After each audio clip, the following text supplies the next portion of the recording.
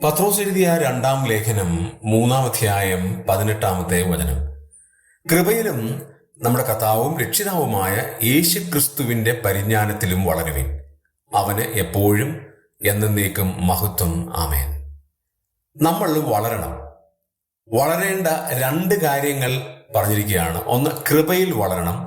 2, യേശുക്രിസ്തുവിന്റെ പരിജ്ഞാനത്തിൽ വളരണം. കൃപ ദൈവം നൽകുന്നതാണ്, ദാനമായി നൽകുന്നതാണ്. അതിൽ നാം വളരണം. 2, യേശുക്രിസ്തുവിനെ കുറിച്ചുള്ള പരിജ്ഞാനം. ആ പരിജ്ഞാനം നമ്മൾ പ്രാപിക്കേണ്ടതാണ്.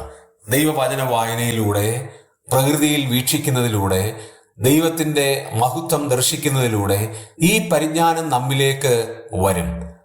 അതുകൊണ്ടാണ് പൗലോസ് അപ്പോസ്തലൻ പറഞ്ഞത് ഫിലിപ്പി ലേഖനത്തിൽ, കർത്താവായ യേശുക്രിസ്തുവിനെ കുറിച്ചുള്ള പരിജ്ഞാനത്തിന്റെ ശ്രേഷ്ഠത നിമിത്തം ഞാൻ എല്ലാം ചവർ എന്നെണ്ണുന്നു. കർത്താവിന്റെ ആ മഹത്വവും തേജസ്സും, കർത്താവിനെ കുറിച്ചുള്ള പരിജ്ഞാനത്തിന്റെ ശ്രേഷ്ഠത മനസ്സിലാക്കി കഴിയുമ്പോൾ കർത്താവായ യേശുക്രിസ്തുവിന്റെ പരിജ്ഞാനത്തിൽ വളരുവാൻ ഇടയായിത്തീരും. അങ്ങനെ വളരും തോറും ക്രിസ്തു എന്ന തലയോളം വളർന്ന് ആത്മീകരായി ഈ ലോകത്തിനും ദൈവസഭയ്ക്കും പ്രയോജനമുള്ളവരായി നാം തീരും.